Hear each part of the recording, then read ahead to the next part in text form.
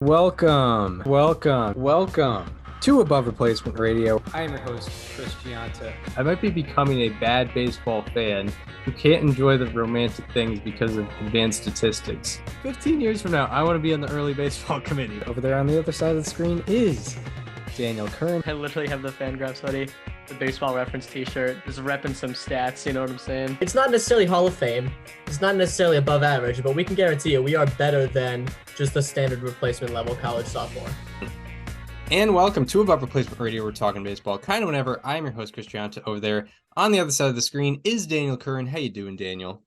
Chris, I'm doing very well today. I went and saw some baseball this week. I saw the one and only Marco Gonzalez go out there and dominate the Red Sox lineup. I mean, you came to see Marco Gonzalez and you saw Marco Gonzalez. So that was my week. How about you? What was your week like? It's been a nice week, a little more relaxed. I actually was in Western Mass 2 days after graduating, and I was in New York City yesterday, celebrating another graduate. So yeah, a little bit of travel this week. Not going to complain about it. It was cool. I was in Schenectady, New York yesterday celebrating another graduation. Awesome. Shout out to Ian. Yeah. Shout out Ian. Big time shout out to Ian. For real. So every episode we do players to highlight. And for the positive players to highlight, our segment called How About That, we really want to highlight people that aren't really that known in the baseball world quite yet. Under the radar players that are really performing higher than expectations lately is the idea of How About That. And we can't that really excludes us from highlighting already good players who are doing really, really good. So we're going to highlight one player who actually, he leads baseball in F4 right now. Position players. Zach Gallen is more, I believe. Yeah, so he leads all position players in F4 right now. Ronald Acuna Jr. is having the comeback season Braves fans all wished for. He's been doing absolutely amazing, hitting .345 with a 1050 OPS, 17 stolen bases. He's just 18 stolen bases, my mistake. 18 stolen bases. He's been doing unbelievable, and what's crazier is his expected stats are actually better. What have you been taken away from this Ronald Acuna Jr. just spectacular season so far? Yeah, I mean, you mentioned the expected statistics have been better, and that's because of just how insanely hard he's been hitting the ball. It's kind of unheard of. So Ronald Acuna Jr. has an average exit velocity of 95 miles per hour. That means his average ball is a hard hit ball. His hard hit percent is, I believe, like 54.6% this year, which, to give you an idea, that would be a 96th percentile. That doesn't even do it justice how hard he's hitting the ball. 47.6% of his batted balls this year have been above 100 miles an hour, almost half of them, which is just hilarious. But even better, 33.3% of his batted balls have been at least 105 miles per hour. A third of the time, at least once per game, he's hitting a 105 mile per hour ball, which is it's basically unheard of. That just isn't a thing that happens. If you look at like the leaderboard of just most batted balls hit above 105 miles per hour, it's like a Bolts leaderboard type thing.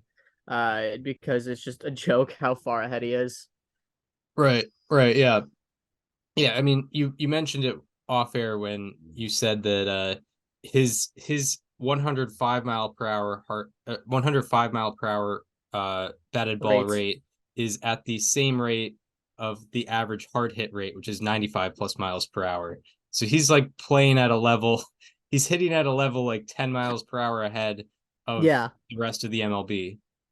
Yeah, I mean, he's absolutely insane right now. There's just no other words for it. The 33% 105 rate is tied for the highest the StatCast era with 2021 Giancarlo Stanton in the 2,943 seasons with 100 batted balls and at least one such ball of 105 miles per hour. So, it's obviously not a full season sample size, but it's still incredibly impressive. So I looked into his batted ball data because it has changed this year, for the better. Normally when your average launch angle is 6.8 degrees and it's the first time it's falling below 10 degrees, probably not the greatest thing, but Acuna is actually hitting more ground balls. His ground ball rate is 53.6% this year or something like that. And he has a BABIP of 329 against ground balls. This is because he has 84th percentile sprint speed, and his ground balls have an average exit velocity of 91.4 miles per hour. That is the sixth highest among the 279 hitters with at least 25 batted balls this year. So, that's kind of why the expected statistics are better, and it's also it shows room for how he can still somehow improve because he does only have a 20.4% line drive rate and a 23.2% fly ball rate, and he's still hitting this well. Yeah, absolutely. And yeah, I was actually looking into his ground ball rate a little bit too last night. And yeah, yeah, he's hitting more ground balls, but his expected batting average on ground balls is 294, which is like 50 points above average because of how hard he's hitting the ball. And that doesn't even factor for speed. Expected batting average does not factor for the speed of the hitter at all. Doesn't take that into equation. It's just the exit velocity and launch angle. So yeah, it's not the worst thing in the world. What's great, what Acuna's doing great is he has a 2.8% pop-up rate, if I'm not mistaken, if my memory serves me correct. I think that's a career low. It is, we talk about it ad nauseum. It is always a benefit to avoid pop-ups as a hitter, because there is no circumstance where that doesn't apply. Yes, that just is always the case. That pop-ups are literally never home runs, and they land for outs 99% of the time.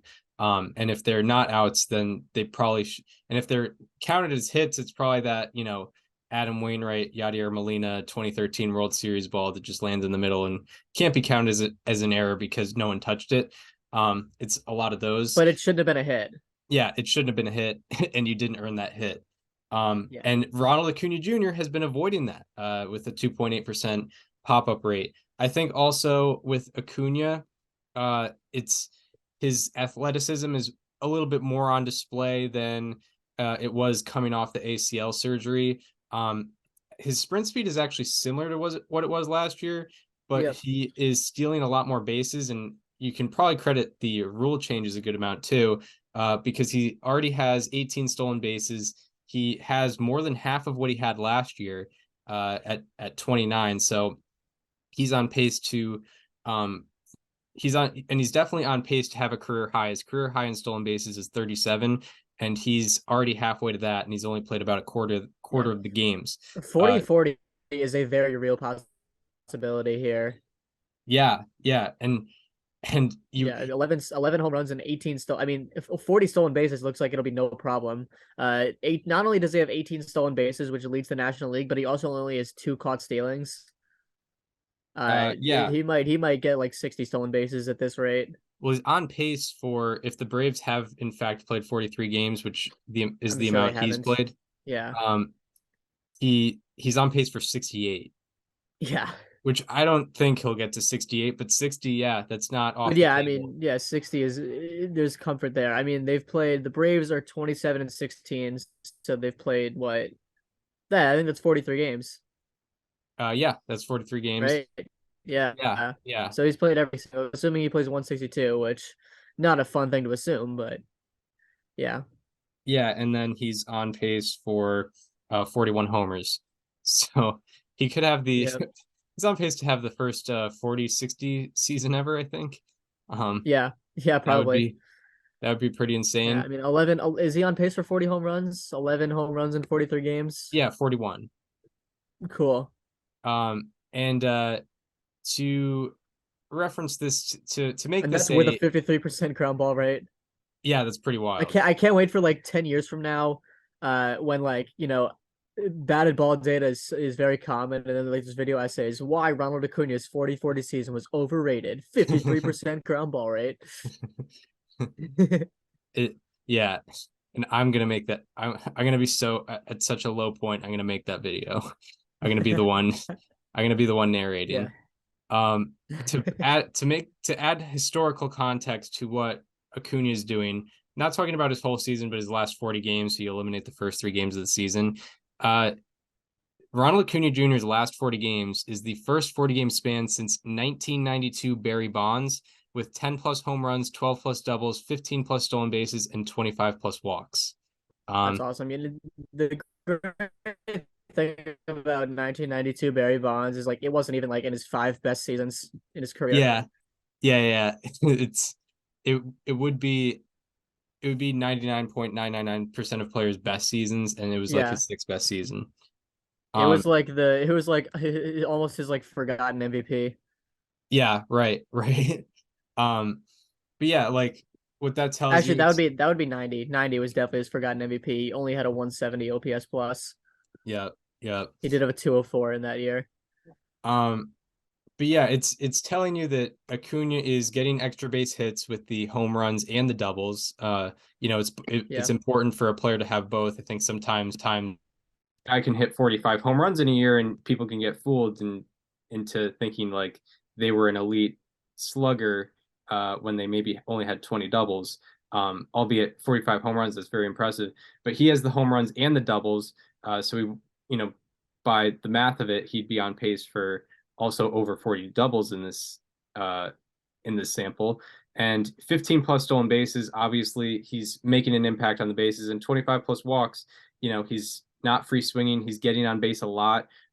His on base percentage is over 430 right now, along with all the home runs and stolen bases. Everything is going right. The only thing you can put against him is his defense has not been quite like pre-injury level. Um, but yeah, so um, everything else is going extremely well for. He also he also has a strikeout rate of 13.7%, which is like by far the lowest he's ever had in a season. He is by far the most bad. I think he has the most batted balls in baseball this year. Actually, he definitely has the most ground balls. I checked that, but his strikeout rate is 13.7%. His previous career low was both, or actually, excuse me, it was 2019 at 26.3%. So it's still half of what it is now, or half of what it was then. So that's awesome. Yeah. I'm trying to see what is going down. And yeah, his whiff rate is down. His whiff rate is also a career low, which would make sense that his strikeout rate is a career low. His whiff rate is a career low by exactly 4 percentage points. It went from 24.9% last year to 20.9% this year. Zone contact rate is up near 84%. His chase rate is down from last year too.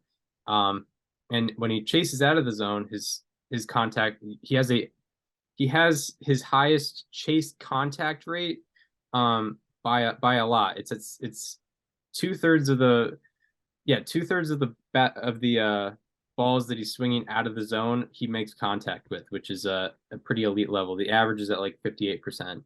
And yeah, that's a career high for him. So I mean, when you possess that much power, you're hitting the ball that hard, and you're making contact at an elite level. Like, I mean, that's the markers of a top 3 hitter in baseball, and he's been the best hitter in baseball this year. And there's still so much room for improvement too, which is the craziest part. Because normally, if we're doing an entire segment on how good someone's been, it's usually like, yeah, they're playing over their head. We gotta highlight this while we can. No, this is like Ronald Acuna could very well get better from here.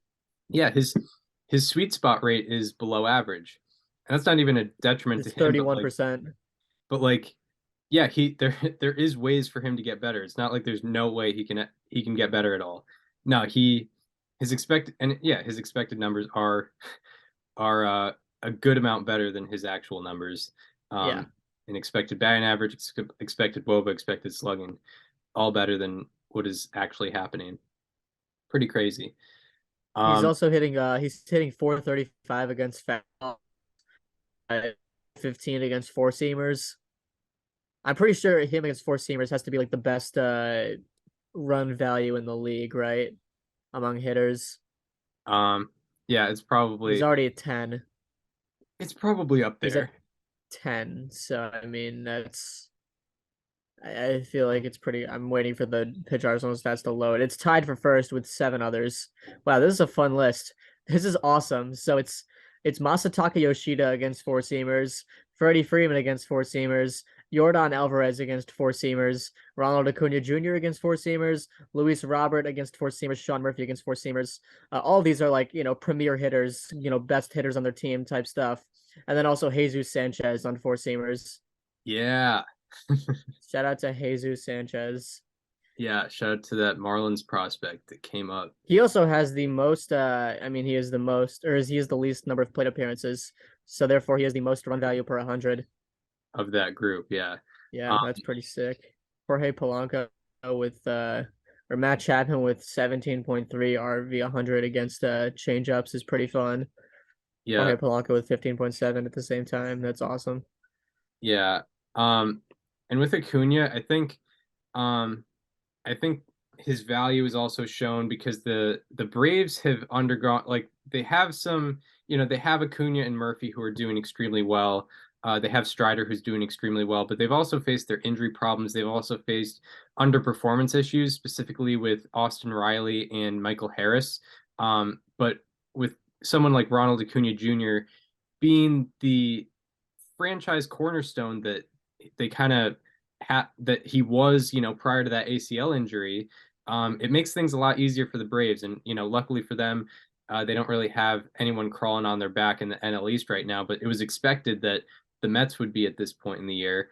Um, but but yeah, like Ronald Acuna Jr.'s performance has to possess a huge amount of value, especially with some of the injuries and underperformance they've seen in that roster. Because it's not like the Braves are in first place right now, but it's not like that team has had everything go right. But Ronald Acuna has everything has gone right with Ronald Acuna, that's for sure. No doubt about it. Yeah, no, he's been awesome this year. And I like, we mentioned how about that we can't just talk about him there because it's so cheap, but like we can't just ignore what he's doing right now because yeah, 40-40 is a very real possibility. He also, just having 27 strikeouts to 26 walks is insane. He Yeah, leads the majors in total bases. He has a 180 OPS plus that leads the National League. He leads the majors in OPS at a 1050, leads in OBP at 437. yeah, he has a strikeout rate that would be like good in the 80s. Never Yeah, mind 2023. And then not yeah, the 1880s to be very clear. That would be that- awful in the 1880s. yeah, no, he'd be he'd be booed off the field. Yeah. Um, and they'd be like, "What is this? What are these home runs? Why is he hitting it so far?" Um, Yeah, that wouldn't make any sense. but yeah, anything more on the on Ronald Acuna? I think that was all the information I had. Yeah, no, he's just been pretty cool. That's about it. Yeah, I just had that one stat head find, which I mean, not to get on a tangent, but to find something in Span Finder is like driving without You got to set time GPS. aside for that. You got to Yeah, set time aside for that. it's it's like yeah, it's like a Lewis and Clark expedition. Like you have to you have to set a time commitment. You have to like call You have to book it family like and a say yeah, yeah. call family Cancel and all say plans. It's like I'm you're doing a not going to be span able to finder search. you're not going to be able to make it the next couple days. You're busy with work. It's Yeah, I mean that's if listen, if you got a 9 to 5, like, and you're trying to do a span finder search, you got one assignment the whole day. yeah. Yeah. No doubt about it. Real quick, this is not a knock on baseball reference at all. I am in fact wearing my BREF shirt under this sweatshirt here. You probably can't Yeah, see it on the screen. there you go. Perfect. Yeah, there we go. Yeah, no, baseball reference Love, and stat head. love the website. I get it. I get why it takes so long because you're searching for so much more uh specific things. Yeah, and I don't know how they do it particularly. Like I just don't know how that would happen. Yeah. Um, so I get why it takes so long. But yeah, it is funny that anytime you do want to find a stat, it's in Span Finder, you know the process that will you will endure. Um, Yeah, So this is a very niche conversation that only like extreme, terminally online baseball nerds can have. yeah, that are also paying $8 a month for Stathead. Yes. Yeah, won't do it for Twitter Blue, but I will absolutely do it for StatHead Abs every day of the week, twice on Sundays. yeah, I would yeah, I'd much rather find um the 40 game span leaders of all time than post a 2 hour video to YouTube. Um Yeah, I would much rather give my money to Sean Foreman and not Elon Musk, yeah, believe it or not. right, right. So yeah, so Ronald Acuna Jr. doing amazing. Definitely if you're doing hypothetical awards would be the National League MVP. Um, so he's having an amazing year, and maybe is what he would have done. This is kind of what he was doing in 2021 before he got the injury. So Yeah. hopefully this sustains itself because he was doing amazing that year too, and he's doing even better now. Um, Yeah. so so yeah, Acuna's doing great. One other star corner outfielder has also been doing great, but found himself in a little bit of controversy in the baseball world, mostly from the internet, not really from other. I was to say not that he really did anything.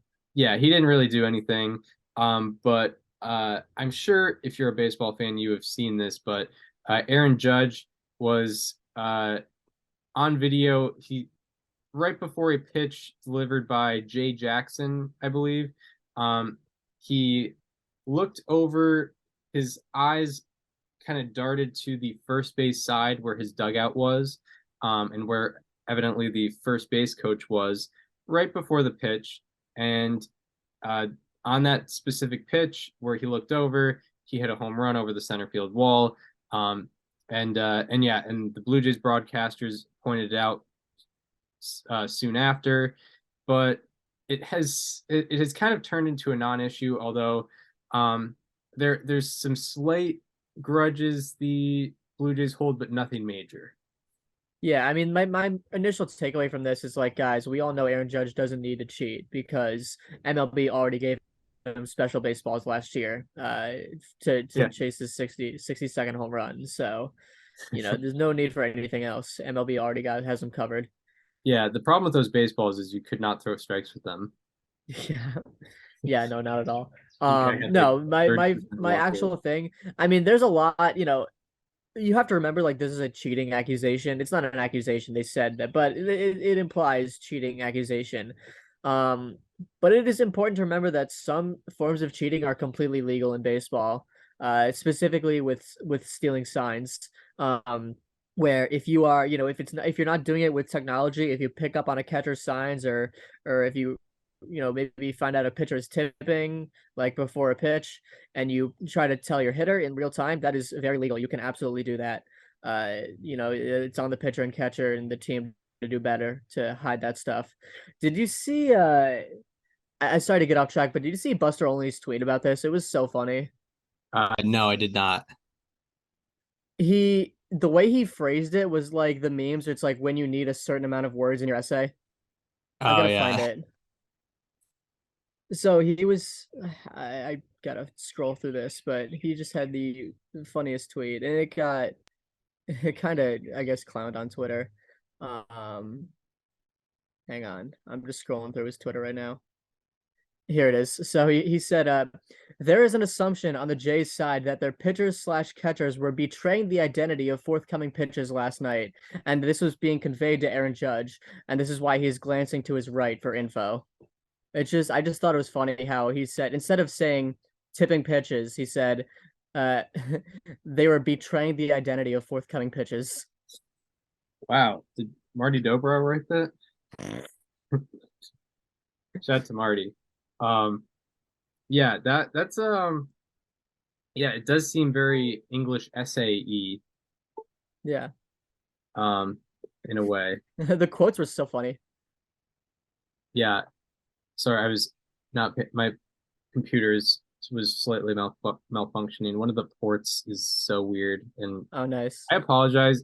I just realized I put like my microphone might have just been turning on and off the entire episode, but I haven't noticed. okay, awesome. Yeah. But yeah, I think it just sprung up just now because the light on my microphone is just going on and off. But we're good. We're good. I've changed the It's port. one of the quote tweets, and this is someone it's the George Bush like guy whispering in his ear on 9/11 meme, and it says, "Sir, another pitcher's identity has been betrayed." um, yeah, that's hysterical. But yeah, so I um I was reading on oh God, am I not in the thing? Well, I was reading on the Athletic, uh, Ken Rosenthal's article about this. Jay Jackson actually admitted he was tipping pitches, and sort of the synopsis of the article was, Jay Jackson knew he was tipping pitches. Although the Blue Jays, I think the Blue Jays' main grudge was the Yankees' first base coach was further down the line than like the Yeah, coach's box allowed. Which I do understand. Like, the first base coach definitely probably put himself in a position where he would be able to see a pitch grip, especially with, the way Jackson sets up. He doesn't set up with his hands below, like at the belt. He sets up like very high by his ear, so his right hand is kind of visible to the first base coach if he goes down far enough. So I do hmm understand that, but it's obviously, you know, it's then hide it better. Like there's yes, nothing in the rule book that says you can't do that.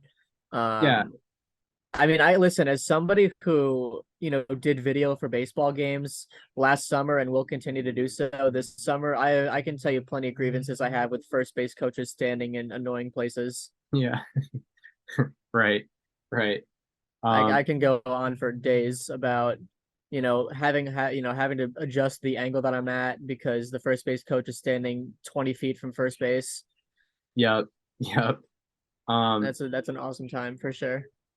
yeah, yeah. Um, yeah, so it was interesting. And one thing that Rosenthal also said in the article, he just the phrase that I like that he said was post Astros paranoia, and how Yeah. Yep. at any still like 3 4 years later, like anytime there's anything regarding a sign or something, there's it's going to be big news. Yeah, I mean, I think people do tend to forget that sign stealing in some ways is absolutely legal in baseball. And for the record, I think Judge's his excuse, or whether it was true or not, was super lame. He said like the guys were chirping from the dugout and he didn't want that. In my opinion, that is like exponentially worse than any sort of cheating he could have been doing. Yeah, he was looking out for the Blue Jays pitcher. He's like, "Come on, guys, be nice." Be nice. I'm about to hit a 440-foot home run off this guy. Let's be nice to him. It is funny that he homered immediately after uh after it happened. Yeah, yeah, and one thing that I don't know. Yeah, it's going to be funny if the Yankees go on a run starting here that it's like Dan Shulman, Buck Martinez just set off this team. yeah, It's like they're the ones responsible because they took 3 out of 4 from the Blue Jays in Toronto this week. And yeah, like I don't know. I think there's some sort of correlation there between how they felt playing that team and everything that had happened this series. Um, yeah, I mean this the cliche is like, oh, you woke a sleeping giant, but it does feel real because the Yankees were, albeit still 500, but they were in last in the division for some time. People were questioning how good the depth on the roster was, especially without Judge. And now not only is Judge back and like the best hitter in the league since he came back, but a lot of guys on the team are playing well. Rizzo is hitting really well. Volpe is doing a lot better. Like guys are, Nestor Cortez had his best outing in a while yesterday. Like the whole team seems to be clicking a lot more. right, yeah, And the one game they lost, they easily could have won too. yeah, it was notable for sure. And yeah, the last thing I'll say on Jay Jackson is in like he was quoted as saying like, I mean that pitch was going to get crushed either way. It was a slider right down the middle to Aaron Judge. Yeah, So, like it probably I don't even know if Judge even got the sign that it was going to be a slider because it was very hittable I at said least that's for Aaron that's a Judge. hittable pitch to most major leaguers, especially to Aaron Judge. Yeah, yeah, yeah. And yeah, the Yankees. Yeah, I mean them taking 3 out of 4 in Toronto is a big deal. The Those one divisional matchups have a little bit more importance because there's implications. less of them this year, and this year moving forward too. So that's 4 of the 13 games they're going to play against the Blue Jays this year, and they won 3 of them on the road. That's a very The big one deal. thing we have not talked about uh was the actual cheating that was going on in the Yankees. It was Domingo German. He got suspended for sticky stuff. And if you saw on the broadcast, like it was there. It was so visible. It was absolutely there. This is the second incident that he's had with umpires this year. The first one, he just got told to wash his hands. And apparently he just didn't listen this time, and he just went right back out there. This was the day after all this. He couldn't have picked a worse time to bring sticky stuff with him to the mound. Yeah. What a terrible idea that was. Yeah, based on like what it looked like on like the back of his pants when they zoomed in on it, it looked like pine tar, The sort of. only thing you're allowed to use is rosin and then like sweat, obviously, and I can tell you it was not either because it had like a darker color. Yeah, and if it was pine tar, like I know back when they were studying all the spin rate stuff, pine tar was actually one of the more beneficial substances for spin rate. Um, Yeah. so like it was kind of up there with spider tack, surprisingly enough. But yeah, and yeah, a darker substance that's not, even if it was just sunscreen and rosin, that's not going to produce that color. Um, Mm. and yeah, I mean, it. I'm sure there's other pitchers doing that, but not making it so obvious. Yeah, I mean, and like I said, Domingo German, it's very funny that he's still in the Yankees rotation. If they had their full healthy rotation, he would be so gone from that organization after everything that between like the accusations of the legal stuff and this and just overall not being a fantastic pitcher, and 2 instances of sticky stuff violations, one that actually got him punished. Like he would be so gone from that organization if, Rodon and Severino and Montas were there. Yeah, yeah. They did everything to acquire guys that would replace Domingo German, but he stays. He Yeah, sticks and around. he continues to show why he shouldn't stay. Yeah. He has had a couple good outings this year, but you got to question how good were they without potential usage of various substances. Right. Right. Yeah, you have to wonder. And yeah, it is also a thing where like, oh, it's Domingo German, so like who cares? But if Garrett Cole had this, the world would Oh burn. my God. If we ever get the Garrett Cole ejection for sticky stuff, yeah, it's going to be a meltdown across all of baseball Twitter. Yes. He could come back and have like an 0.3 ERA in his next 30 starts after that, and people still wouldn't forget it. Yeah, like an '05 FIP putting actual Crisco on the baseball, making it slip Yeah. clear. He's like, well, I'm gonna prove that I can do it well, and I'm gonna grease up the baseball and make it harder for myself. Yeah, he goes out there and throws like a 21 strikeout game. Yeah. Yeah, Yeah. any narratives about Garrett Cole, I feel like he's done a very good job of debunking. Because like there was a whole he can't pitch in October, he can't pitch in cold weather thing. He got that pretty handily last playoffs and in the beginning of this season. And he also just has still continued to be one of the best pitchers in the league post sticky stuff ban. Yeah, I mean, Maybe um, the one valid one is he can't pitch against the Rays because he got rocked by them twice this year. right, and Or he can't pitch to Rafael Devers. yes, that has not been debunked. I've seen that in person. It's Mm-hmm. pretty actually. It's an amazing feeling to watch. And yeah, to kind of finish off the Garrett Cole point, I think a lot of people look at him going to the Astros and improving his performance as a very much attributed to sticky stuff, which probably that was a factor.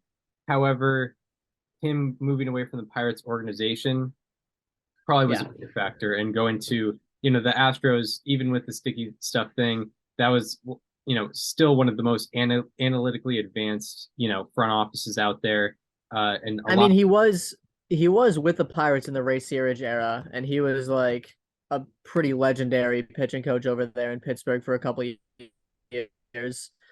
Um, So I mean, who knows about that one?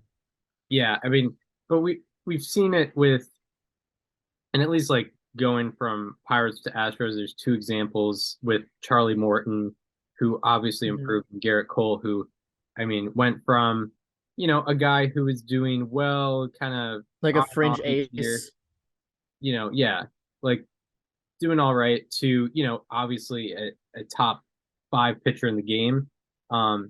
So, there was, I think the Astros had a good amount to do with that. The Astros front office, it has links, and some of those guys have gone over to the Orioles and made some great impacts to the Orioles organization. So yeah, Garrett Cole was a product of that, not necessarily all sticky stuff. Although we know that he was using, and now he's not, but he's still his overall improvement has a lot to do with the Astros and Yankees organizations doing well with him as opposed to Yep. the Pirates, and Yeah. not all to do with sticky stuff. I think that's kind of clear. Um, all right. Anything more before we get into player to highlight? No, I think that's kind of it. Yeah, sounds good.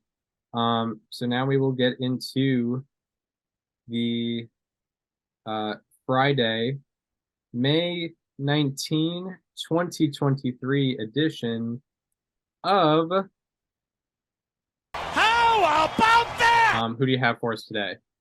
How about that? This does not cross a team off the list. It's actually a team that you highlighted recently, but it's a former player to watch of mine. I'm talking about Alex Kirilloff, who has looked really good in his short 2023 span so far. In just 11 games played, he's slashing 333, 455, 556, 1010 for a 186 weighted runs created plus. Since last year, his ground ball rate has gone from 55.5% to 38.5%, a 17% drop. And his line drive rate has gone from 15.5% to 36.4%, nearly a 21% increase in line drives to go along with the 17% drop in ground balls. Because of this, his expected batting average has risen from 232 in 2022 to 290 this year. His walk rate has also increased from 3.2% to 13.6% between the two seasons. His 34.6% line drive rate ranks tied for 15th highest among the 174 batters with at least 25 batted balls this year. And his 50% sweet spot rate ranks sixth on that same list. Half of his balls, his batted balls, have been from 8 to 32 degrees, which has been impressive. And 64% of pitches this year he has seen this year in total have been fastballs, whether it be four-seam fastballs, sinkers, cutters. 64% of all pitches he has seen have been fastballs, and that is the 15th highest rate among the 389 hitters with at least 150 total pitches seen. So he's been getting one of the heavier doses of fastballs in the league, and he's made pitchers pay for it because he has a 391 average against fastballs that ranks 14th on that same list, and a 609 slugging percentage, which ranks tied for 37th. Again, that is among the 389 hitters with at least 150 total pitches seen. So, they've been giving him a lot of fastballs, and he's been hitting them really well. And also, he is hitting 286 against breaking balls and slugging 714, which he's gotten 24% breaking balls. So there's not much people have been able to throw Alex Kirilloff during this 11 game stretch that have been effective for him. He's been hitting extremely well. Last in 2021, he had a very unlucky season as far as expected statistics versus actual statistics, and it looks like we're seeing some of that potential right now. Yeah, Alex Kirilloff. How about that? Yeah, we saw the potential from even just his 2021 season with his quality of contact. We're a little disappointed in what he had in 2022, but is showing us why, we were high on him heading into 2022 with what he's been able to do this year. And yeah, with the fastball, the high fastball rate, the only correlation I'd be able to think of is like you mentioned his walk rate is really high, so maybe he's getting really ahead in counts and forcing pitchers to throw fastballs. But I don't have any numbers behind that. But it could be something. But yeah, Alex Kirilloff, definitely definitely a player to highlight for sure with what he's been doing this year. My player to watch My player to watch is, or not my player to watch. My player to highlight was a player to watch, also a player to watch of mine. This is a victory lap. It is a victory lap because yeah, I had him this year as a player to watch in the American League Central as well. I'm talking about Jake Berger, who in 93 plate appearances this year, he is hitting 277 with a 723 slugging percentage and a 1067 OPS. Out of 264 hitters with 90 plus plate appearances this year, he leads in OPS and he leads in slugging by 86 points. Out of 301 hitters with 50 plus batted balls this year, he is also fourth in expected WOBA and third in expected slugging. So this rise in OPS and slugging is not by luck. It's because of how well he's been hitting the ball. From 2022 to 2023, his barrel rate has gone from an already good 14.9% to 25.0%. That barrel rate ranks second out of 301 behind Aaron Judge.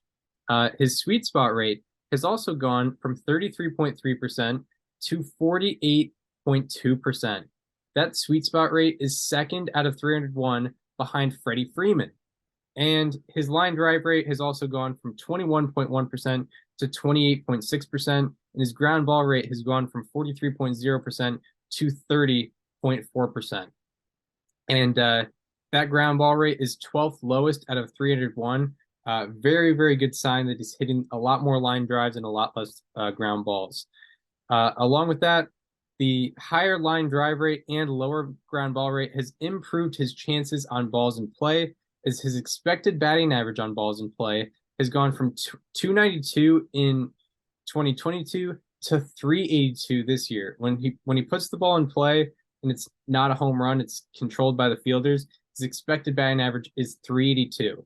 That is the 12th highest expected batting average on balls in play out of 301.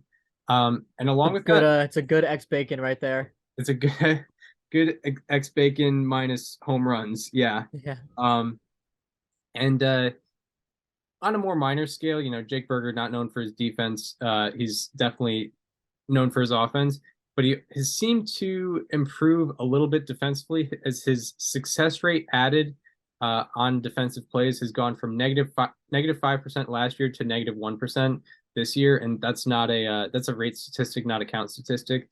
So it seems like just on a play-by-play basis, he's doing a little bit better defensively as well. So he's not a complete detriment on the defensive side. So Jake Berger has been one of the best hitters in baseball and also slightly improving defensively. So Jake Berger getting how about that? A little victory lap from Cristianta. Yeah, baby. Love to see it. So now we move from the highs to the lows. We're talking players and subjects that have been underperforming with our Friday, May 19, 2023 edition of Slightly alarming. Who do you have for us today? So for my slightly alarming, I went with a pretty large span. This is actually over the last month and a half. I'm talking about Taylor Ward, who has really struggled for the majority of this season for the Angels. Since April 5th, he is slashing 204, 294, 268 for a 562 OPS and a 59 weighted runs created plus. His slugging percentage ranks third worst in this span, and his 562 OPS is the third worst. Again, he is being outslugged by Miles Straw, which is, if you're ever being outslugged by Miles Straw, there is something severely wrong, and that's what's going on with Taylor Ward right now over his last 39 games. During this stretch, his only extra base hits have been 3 doubles and 2 home runs. Again, this is 39 games in which he has 5 extra base hits. His 25.5% sweet spot rate over the span ranks 4th lowest among the 92 hitters with at least 100 batted balls. Additionally, 56.4% of his batted balls in this span have either been 0 degrees or lower or 40 degrees or higher, which is like the worst kind of contact you can make on either side of the spectrum, and that is the second worst rate in this span. 56% of his batted balls are not between 0 and 45 degrees, which is pretty bad. Between 2022 and his first 5 games of 2023, Ward had a line drive rate of 28%, and in this span, it is just 16.4%, the fourth lowest on that list of 92. His fly ball rate has actually remained roughly the same between these two stretches, but his average exit velocity on fly balls in in 2022 and early 2023 was 92.9 miles per hour, and in this span it is 90.5 miles per hour. That is a 2.4 mile per hour difference in exit velocity on fly balls. And if you're curious on if that has any sort of real effect, it absolutely does, because those 2.4 miles per hour is the difference between having a 18.5% home run to fly ball ratio in 2022 to early 23 and having a 2.9% home run to fly ball ratio in the span, the worst in Major League Baseball. So Taylor Ward has either not been making the right contact or just not been hitting the ball hard enough when he does make the right contact, and that's why he's been one of the worst hitters in the game through the majority of this season. Yeah, Taylor Ward. Slightly alarming. Yeah, Ward was someone who, like, he really surprised us last year, but it looked a little bit more sustainable because of how hard he was hitting the ball and how much he was barreling up the ball. But as you mentioned, how hard he's hitting the ball has gone down. Only on fly balls. His average exit velocity is actually up from last year, but it's on fly balls that he's really struggling. So I would imagine his barrel rate is a good bit down. By the way, sweet spot percentage is so funny because Taylor Ward has a higher sweet spot percentage than Ronald Acuna Jr. this season. Yeah. One of them we just talked about as like having the best hitter season this year, and one of them was just a slightly alarming and one of the worst hitters through the majority of this year. Yeah, it can be a give and take process. Mm-hmm. If you're just you can have a good sweet spot percentage, but just not be hitting the ball hard enough in that. Or like the balls that Ronald Acuna is hitting in the sweet spot are like getting absolutely destroyed. Yeah, right. Whereas Taylor Ward might be hitting a ball 28 degrees, but it's like 85 miles an hour. Right. Yeah, exactly. So yeah, it's a funny give and take scenario. My slightly alarming comes from the hometown team. I'm talking about Kike Hernandez. In the month of May, in 49 plate appearances, he's hitting 234 with 1 walk, 1 double, no home runs, and a 500 OPS. So that 234 average, I mean, you see it and it's like, oh, that's not bad. But he's also just not walking and not slugging. So not very good. Out of 186 qualifiers this month, Kike Hernandez's OPS is 6th worst and his weighted runs created plus is 4th worst. However, his expected numbers are actually a good amount worse than what his actual numbers are, which are already really bad. He's hitting 234 with a 181 expected batting average, slugging 255 with a 210 expected slugging, and has a 221 WOBA compared to a 189 expected WOBA in the month of May. Out of 112 batters with 40 plus batted balls in May, his expected batting average is 2nd lowest, and his expected WOBA and expected slugging are both the lowest. A lot of this can be attributed to the direction he's hitting the ball in. His ground ball rate has gone from 29% before May to 52% in May. His line drive rate has gone from 27% before May to 14% in this month. And also in the month of May, and to add to the line drive point, in the month of May, his line drive rate is 5th lowest out of 112. His sweet spot rate has also gone from 36% before the span to 19% in this span. And in the month of May, his sweet spot rate is 2nd lowest out of 112. So yeah, Kike Hernandez, it's not really a strikeout issue. It's partially a walk and not getting on base issue. It is it's where he's hitting the ball. He's hitting a lot more ground balls and more higher fly balls, as noted by that 17% drop in sweet spot rate. So Kike Hernandez, slightly alarming. Yeah, when I think I'll admit that analysis actually did not go in the direction I thought it was, because when I think of Kike Hernandez struggles, I immediately think of pop-ups. He has a 13.9% pop-up rate this year, a 14.6% last year. I thought I was ready to hear about how many, like, the percent of fly balls with a launch angle above like 50 degrees he has. Yeah, oddly enough, yeah, his pop-up rate in the spin was 9.5%, which is why I didn't include it. No, I knew you looked at it, no doubt. Yeah, That's interesting. I assumed it was going that direction because it's like, oh, Kike Hernandez is struggling. He's got to be hitting the ball in the air. yeah, it's just yeah, his ground ball rate has increased 23 percentage points and his line drive rate has decreased 13 percentage points. Um, not the best, not the best, and yeah, he's paying the price for it. He only has one extra base hit in his last 12 games, 49 plate appearances, and that's Yeah, that's not good. Taylor Ward only has 5 extra base hits in his last 39 games. yeah. So not the greatest. Not the greatest there.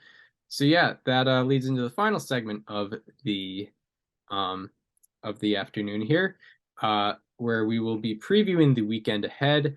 I will be looking at series to watch. Daniel will be looking at the day-by-day pitching matchups.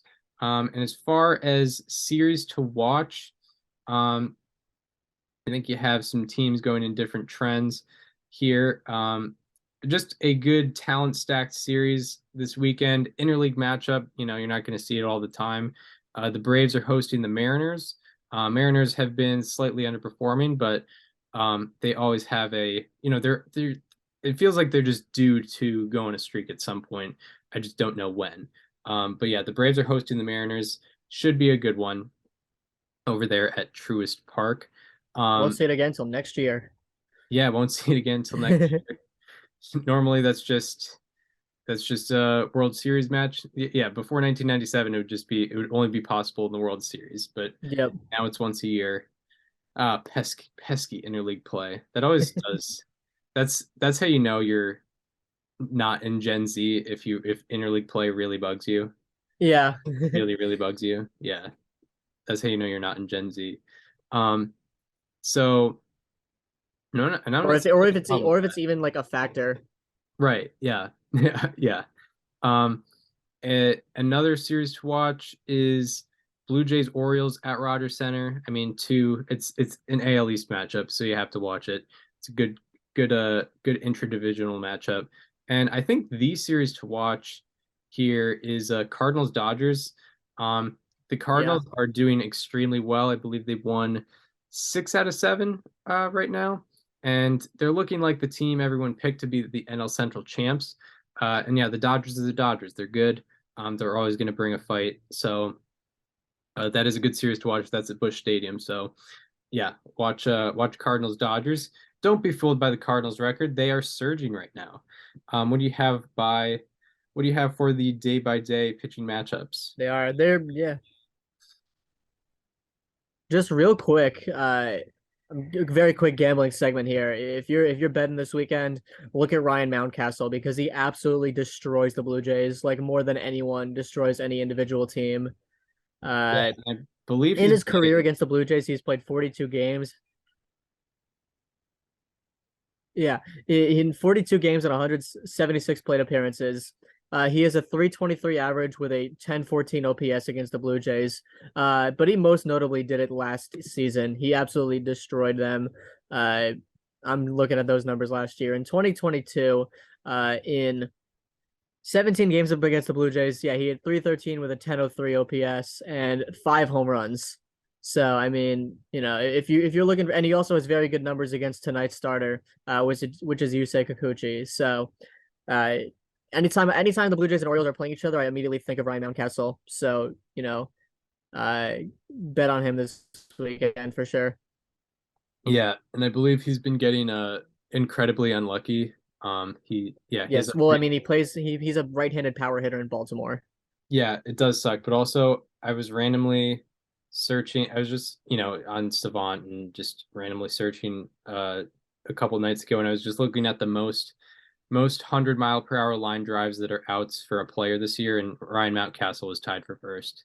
Wow, that's unfortunate. Unfortunate. Shout out to Kyle Tucker too, getting unlucky.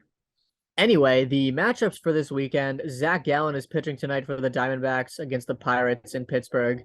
you're going to want to watch just for him alone. Shane McClanahan is pitching tonight for the Tampa Bay Rays against the Milwaukee Brewers. That's in Tropicana Field. You have Marcus Stroman and Ranger Suarez facing each other tonight in Cubs Phillies at Citizens Bank Park. You have Martin Perez facing the Rockies for the Rangers this week or tonight in Globe Life Field. You have Tony Gonsolin and Steven Matz facing each other in Dodgers Cardinals. Joe Ryan and Reed Detmers facing each other in Twins Angels. You're going to have Bryce Miller and Bryce Elder facing each other in Mariners Braves. If you haven't looked into Bryce Miller or Bryce Elder, definitely do that. They're both pretty interesting in some way. Sandy Alcantara will be facing the Giants for the Marlins tonight in San Francisco. And matchup of the night comes from Red Sox Padres. Of course, it's the Xander Bogaerts Revenge series, but it's James Paxton versus Blake Snell on the hill tonight. Yeah. James Paxton looked really good his last time out, and Blake Snell has looked a lot better over his last few starts. He's going a little deeper into games. He's getting past the 6th inning, which is pretty cool that he's doing that for sure. So we then move to Saturday, where we have Lucas Giolito pitching for the White Sox against the Royals. That'll be at Guaranteed Rate Field. Grayson Rodriguez and Alek Manoah will be facing each other in Blue Jays Orioles. That is in the Rogers Center. Brandon Fod and Mitch Keller will face each other in Diamondbacks Pirates. Mitch Keller has been having a fantastic season and a fantastic stretch recently. Kyle Freeland and John Gray, they used to be the heads of the Rockies rotation. They'll be facing each other this weekend on Saturday in Texas. That'll be pretty cool for Rockies fans to watch. Jamison Tyone and Aaron Nola will face each other in Cubs Phillies. That'll be again in Philadelphia.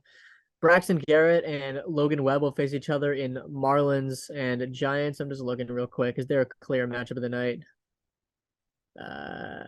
No, not particularly. I'll go with that one then. Hunter Brown will face the Astros will face the A's for the Astros this weekend at Minute Maid Park.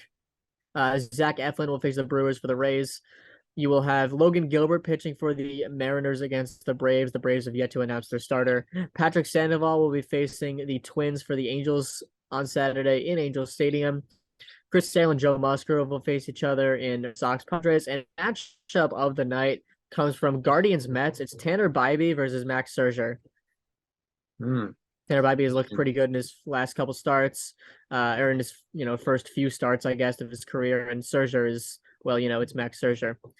On Sunday, I'm just gonna look through these real quick to see if there's a clear matchup to watch. Okay. All right, so we're going to start out the day with Luis Severino's return from the IL against Hunter Green in Yankees Reds in Cincinnati. That's going to be a lot of fun. 11:30 in the morning, high heat. That's going to be cool. Joey Wentz and Josiah Gray will face each other in Tigers Nationals in Washington. Merrill Kelly versus Roansy Contreras will face each other in Diamondbacks Pirates. Justin Steele will face the Phillies for the Cubs. George Kirby will face the Braves for the Mariners. Kevin Gausman will face the Orioles for the Blue Jays. Freddie Peralta will face the Rays for the Brewers. Framber Valdez will face the A's for the Astros. You will have Clayton Kershaw and Jack Flaherty facing each other in Dodgers Cardinals. You will have Andrew Heaney pitching for the Rangers against the Rockies.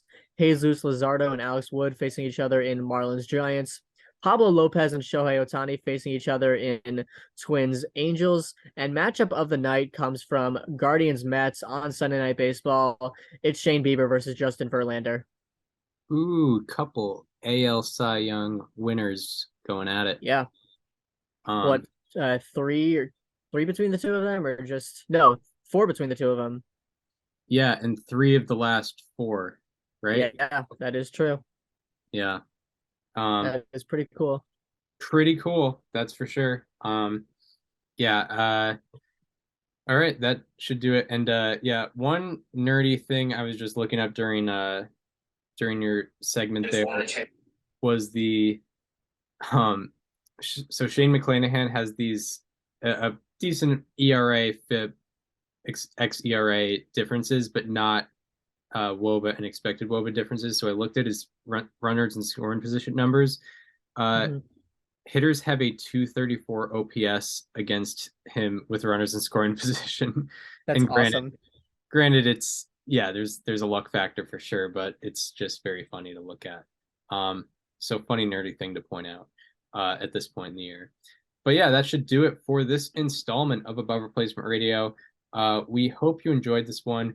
If you are listening on Apple Podcasts or Spotify and want to watch the conversation as it happens, or go check out our digital content, we just came out with a new short just recently. Go to the YouTube channel. It is called Above Replacement Radio. We if you are watching on YouTube, want to check out the audio only streams, go to the Apple Podcasts and Spotify streams. They are called Above Replacement Radio as well. And if you want to follow us on social media, follow me on Twitter at Chris_Gianti. Follow Daniel on both Twitter and Instagram at Daniel_current, and follow the show Instagram at Above Replacement Radio for all the show needs. We hope you enjoyed this one, and we hope to see you next time, where we will be talking all the happenings in Major League Baseball once again. See you then. This conversation is over.